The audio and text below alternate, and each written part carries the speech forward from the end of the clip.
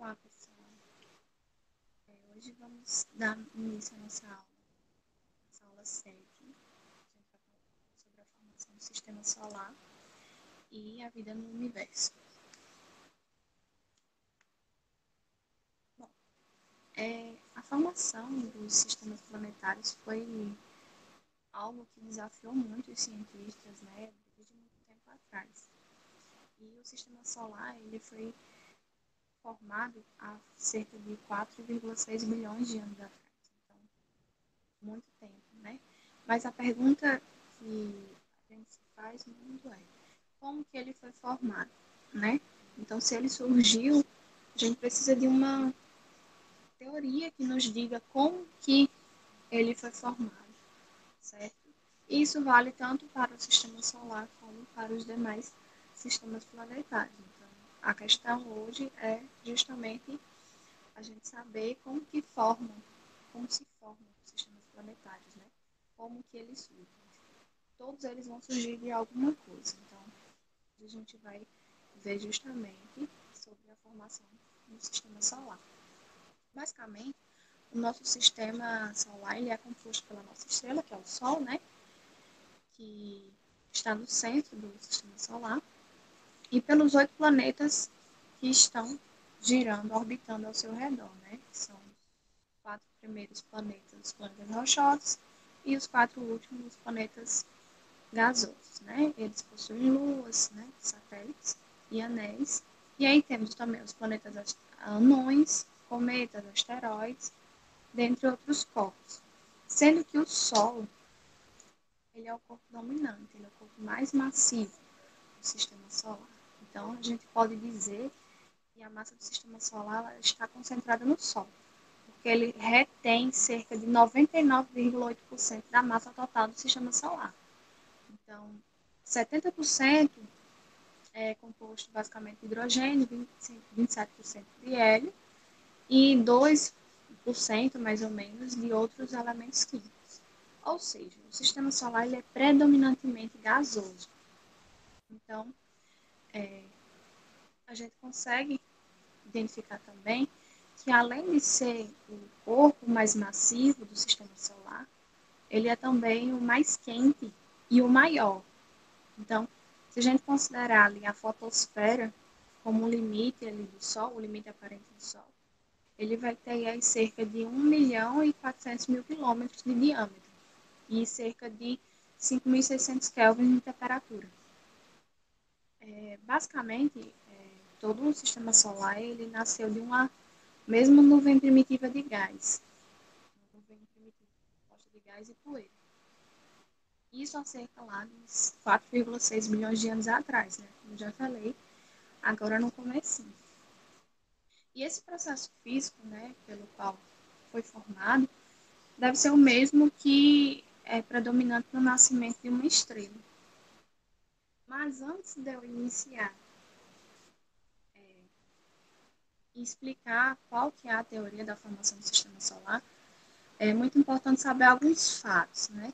Algumas evidências observacionais, ou seja, o que é que eu tenho de dados que possa dar respaldo a uma teoria, né? Então, antes de mostrar a teoria para vocês sobre a formação do sistema solar, eu vou mostrar alguns dados que nós temos e que são imprescindíveis, né? Que essa teoria ela consiga explicar tais fatos de forma satisfatória. Então, aqui são alguns deles, né? São os principais e eu vou estar falando, vou estar explicando ele aqui para vocês. E como que a teoria que eu vou explicar mais à frente, ela justifica, ela explica o porquê que esses dados, esses fatos ocorrem. Então, o primeiro deles é que as órbitas dos planetas, né, do sistema solar, elas estão quase todas contidas no mesmo plano. Então, a gente não tem, por exemplo, o Sol e os objetos, os corpos celestes dando volta em todos os sentidos, em todos os ângulos. A gente tem um plano preferencial, né? Então, todos eles orbitam no mesmo plano.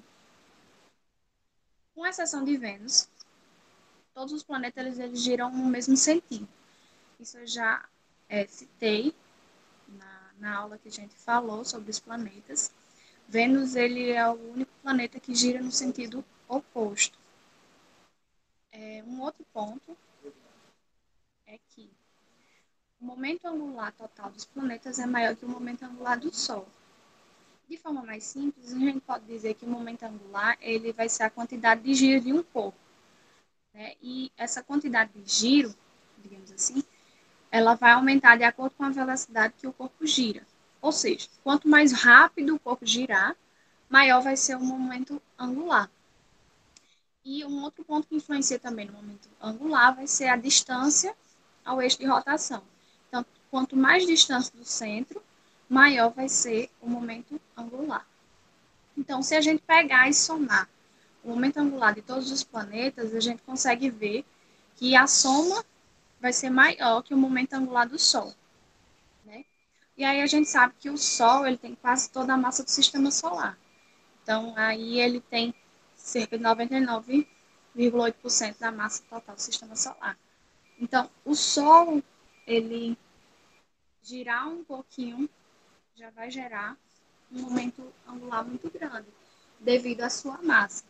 Então, para os planetas terem um momento angular maior que o Sol, isso quer dizer, basicamente, né, que eles têm que girar muito rápido, já que sua massa é muito menor, e eles têm que estar um pouco mais distante do Sol.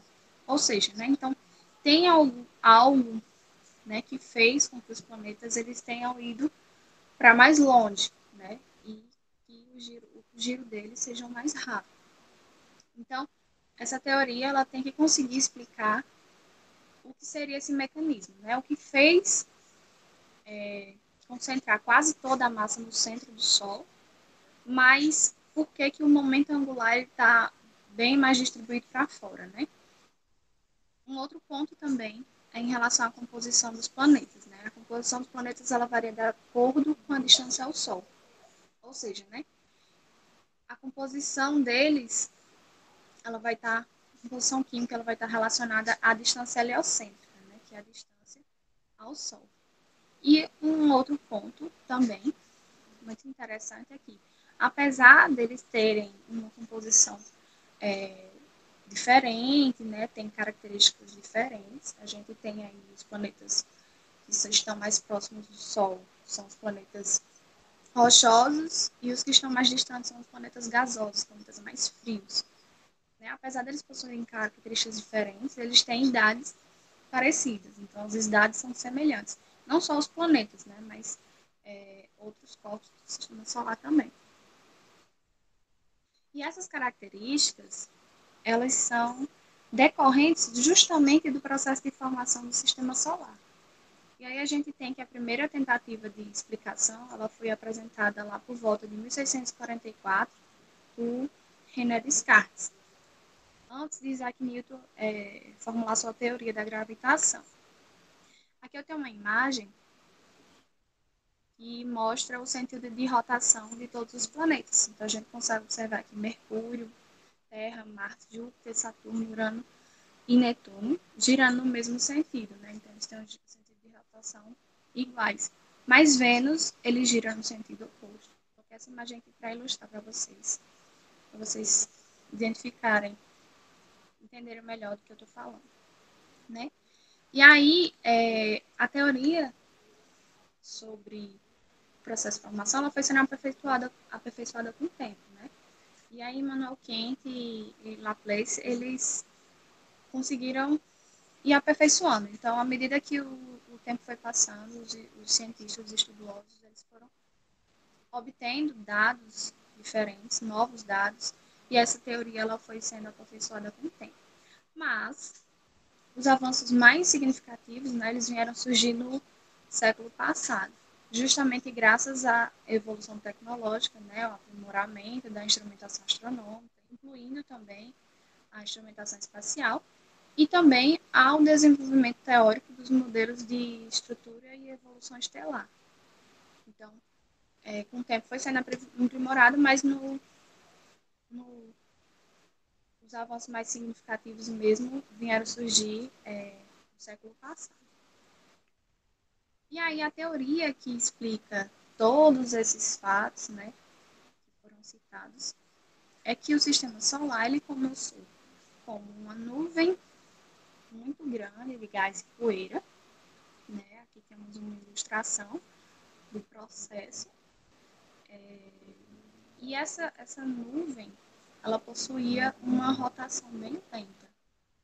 Então, ela possui uma rotação bem lenta e uma alta atração gravitacional. Ou seja, se eu tenho uma partícula desse lado, por exemplo, aqui, do outro lado, ela consegue sentir o puxão proporcional, né? Uma consegue sentir o puxão proporcional do outro. E, naturalmente, essa nuvem ela vai tender a colapsar. Só que quando a nuvem ela começa a colapsar, a rotação dela atrapalha.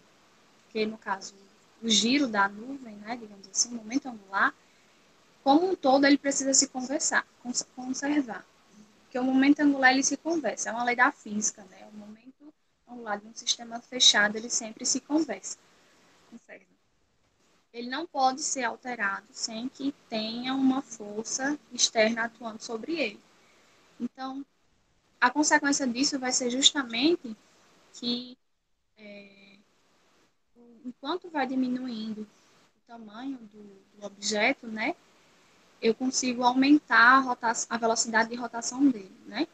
Só que quando o giro é mais rápido, isso faz com que a força centrífuga aumente e jogue os corpos mais para fora. Então, de certa forma, há um equilíbrio, né? Então, ele não vai conseguir colapsar totalmente por conta do giro.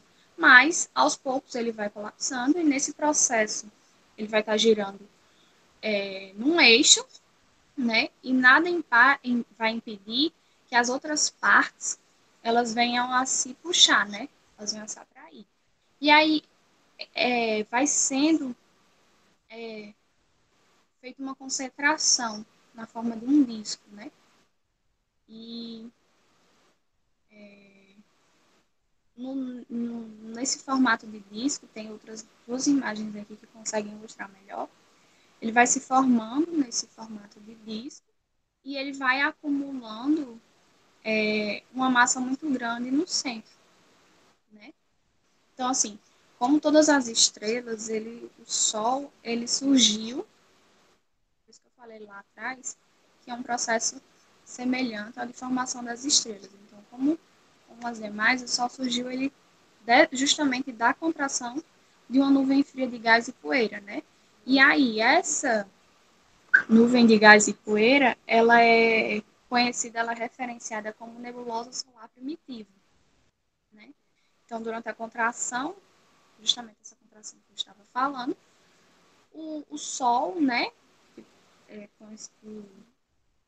é chamado como próprio Sol, como se fosse o embrião do Sol, ele começou a se formar no centro dessa nuvem. Então, dá para ter uma noção aqui pela essa imagem que você consegue visualizar uma parte mais escura se concentrando no centro, né? A temperatura do Sol era bem menor que a atual, né? E ele conseguia emitir radiação infravermelha. E aí, quanto mais a nuvem ia se contraindo, né, mais ela ia girando.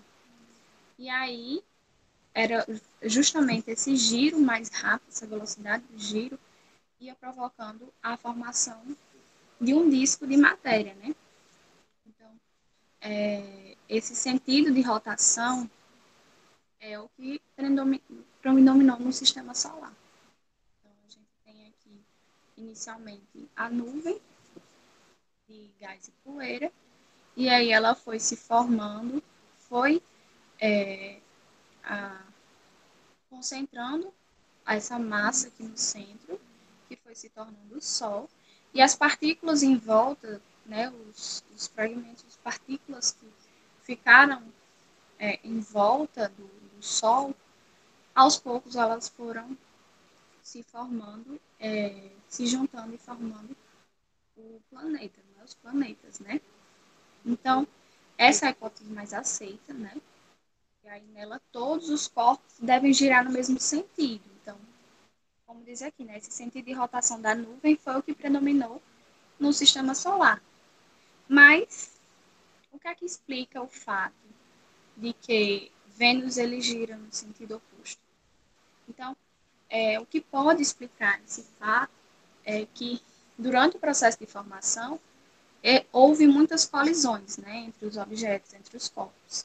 Então, possivelmente, em uma dessas colisões, ela pode ter gerado essa mudança na órbita de Vênus, né? Então, aí a gente vai ter que os corpos rochosos, eles foram crescendo gradativamente. Então, toda essa partícula que ficou em volta, essas partículas que ficaram aqui em volta do Sol, aos poucos elas foram se juntando, se acumulando e foram gerando os planetas, né? E aí a gente tem as duas classificações, né? Temos os dois grupos, que foram os planetas rochosos e os planetas gasosos, né? Os corpos rochosos eles foram crescendo gradativamente. Então, através das colisões, como eu acabei de citar, foi acumulando matéria. Então, é um processo conhecido como acreção. Então, uma matéria ela vai agregando na outra e essa matéria vai tende a crescer, né? Então, vai se juntando e vai crescendo aos poucos. No começo, as colisões iam acontecendo entre os grãos, né? Então, eram partículas que estavam ali e durante as colisões eram partículas que estavam se colidindo, né? Mas aos poucos foram se aglomerando e foram se tornando aglomerados maiores até que se formassem os planetésimos, né? Seriam o início ali da formação dos planetas, né? Seriam corpos mais ou menos de maiores que 1 quilômetro de diâmetro, mais ou menos, né? E à medida que a massa, essa massa desses corpos ia aumentando, né? Eles iam aglomerando e essa massa ia aumentando. Então, à medida que a massa aumenta, a gravidade do corpo também vai atuar com mais intensidade. Então, isso ia acelerando cada vez mais o acúmulo de matéria, que a gravidade ia influenciar cada vez mais. E aí, nessa fase, as colisões, elas iam se tornando cada vez mais violentas, né? Já que no início eram apenas partículas pequenas, partículas de poeira, de detritos, e aos poucos foi crescendo, então foram se tornando corpos maiores, com mais massa, maior gravidade, né? E aí essas colisões foram se tornando cada vez mais violentas, obviamente, né? E é interessante que parte dessas crateras que foram formadas durante essas colisões, elas ainda permanecem expostas na superfície de alguns planetas e também satélites, como o caso da Lua, né? A gente vê bastante crateras na superfície da Lua que possivelmente tenham sido justamente essas colisões, né? Esses corpos rochosos, eles se formaram perto do Sol, uma região mais quente e que predominava a composição química típica deles, né? E aí nós temos os planetas gasosos, né? Os corpos gasosos. Eles possivelmente se formaram por um processo diferente, né? Esse é um processo chamado de instabilidade de disco. Ele se parece bastante com o processo de formação das estrelas, né? É uma instabilidade gravitacional no disco que provoca o surgimento de grandes bolhas de gás que vão acumulando matéria com muito mais rapidez do que no processo dos corpos rochosos. Então, esse processo ele pode ser cerca de 1000 vezes mais rápido que o processo de acreção, que é o processo de formação aqui dos corpos rochosos, né? E aí a gente vê que essa região onde se formaram os planetas gigantes, né, os planetas gasosos, era uma região mais fria, né, e ela é composta predominantemente por gases, né, uma região mais afastada do Sol. E a gente tem que Júpiter e Saturno, eles são compostos essencialmente por hidrogênio e hélio, assim como o Sol.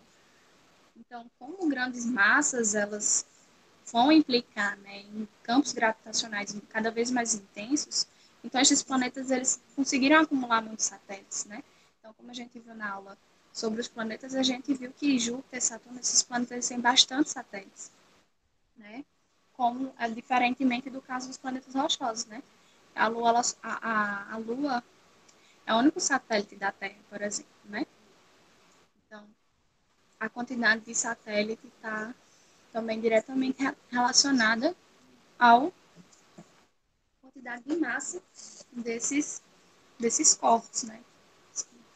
Devido à sua massa, eles conseguiam ter campos gravitacionais mais intensos e eles conseguiram acumular mais satélites. E essa matéria que não foi acrescentada aos planetas e aos satélites, né? Ela foi concentrada na forma de asteroides e cometas. Então, a maior parte dos asteroides permaneceu ali num cinturão de asteroides, que fica ali entre os, os planetas rochosos e os planetas gasosos. Aqui temos duas ilustrações da formação, né? Essa aqui é uma ilustração bem, como eu posso dizer, bem bonita, né? Ela é bem computadorizada. E aí a gente tem, né, inicialmente aqui o colapso, né, da nebulosa pela autogravidade, né, que ela tem uma alto atração gravitacional muito grande.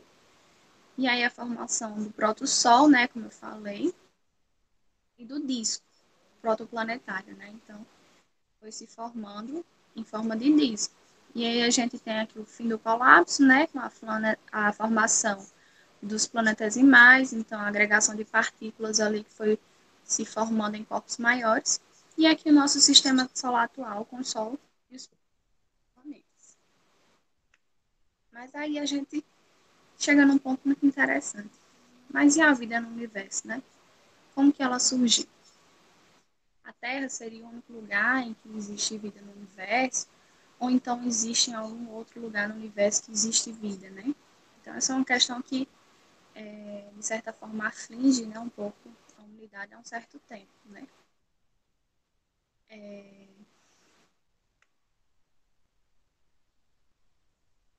E aí a gente tem alguns pontos aqui que são muito importantes que eu vou falar aqui em relação ao, ao surgimento da vida, né? Da vida no universo. Então, no contexto da evolução cósmica, a vida ela vai resultar de uma sequência natural de evolução química e de evolução biológica de uma matéria já pré-existente que vai ser regida pelas leis físicas, né? E os seres vivos, eles são organismos que se reproduzem, eles sofrem mutações e reproduzem essas mutações. E a vida inteligente, ela requer mais aí inúmeras células, né, que são mais diferenciadas, um organismo altamente complexo, né? Então, o que é que a gente, para a gente inicialmente discutir, né, estudar a vida fora da Terra, a gente primeiro precisa discutir o que é vida, né? Basicamente, a gente acredita que para existir vida, a gente tem que ter alguns pontos. Seria tipo regras, digamos assim, né? Então, inicialmente, basicamente, a gente tem que ter capacidade de extrair energia do ambiente, né? Então, tem que ter a capacidade de extrair energia do ambiente, do meio que cerca, e tem que ter a capacidade de se reproduzir também. Então, se não for capaz de extrair energia do ambiente, ele não consegue se reproduzir. Mas não basta só extrair energia e viver, porque uma hora acaba, né? Vai morrer e acaba. Então ele precisa também se reproduzir. E aí todas as formas de vida que a gente conhece, elas são baseadas em carbono. Então, a maioria, basicamente todas as formas de vida que conhecemos são baseadas na química do carbono.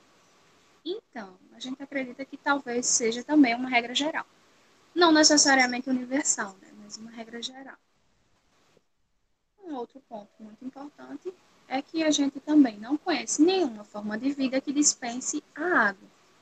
Então, a água, em seu estado líquido, ela é fundamental para a existência da vida e a reprodução dela. E aí a gente tem um ponto também muito importante, que são os aminoácidos. Então, Os aminoácidos, eles são as peças que constroem as proteínas, né? E eles são, com grande frequência, eles são encontrados em meteoritos. Então, a gente sabe que moléculas, compostos orgânicos, existem em outros lugares, não apenas na Terra, né? Então, cometas também têm moléculas orgânicas. E quando eles se aproximam da Terra, a gente consegue tirar espectros deles e a gente consegue identificar moléculas orgânicas nos cometas. E a análise de meteoritos, né, e a observação dessas moléculas orgânicas que existem aí no meio interestelar, eles corroboram a ideia de que os compostos orgânicos eles também podem ser sintetizados naturalmente, sem que haja atuação de seres vivos. Então, os compostos orgânicos são simplesmente moléculas com átomo de carbono, que tem uma propriedade elétrica, né, de se combinar em longas cadeias. Então, vários meteoritos apresentam aminoácidos, né, de origem extraterrestre, que se formaram possivelmente ali por adesão molecular, né, catalisada pelos grãos de silicato que tem ali na poeira interestelar. Mas quando a gente fala em vida no universo, logo se pensa em disco voador, essas coisas, né? Mas essa não é a única forma de vida. Uma vida microbiana também é uma forma de vida. E uma das preocupações da astronomia atual é justamente encontrar um habitat para esse tipo de vida, mesmo que seja microbiana. Então, encontrar um habitat para esse tipo de vida, mesmo microbiana, já é um grande avanço. E embora nenhuma evidência concreta de vida tenha sido encontrada até agora, né, fora da Terra, os elementos básicos para seu desenvolvimento já foram encontrados, né? Então, por exemplo, a gente tem a Lua Europa, né, satélite Europa, poderia conter vida, pois ele reúne alguns elementos fundamentais, como calor e água, e o material orgânico que é procedente de cometas e meteoritos. Então, a aula de hoje basicamente foi isso. Espero que vocês tenham gostado e até a próxima.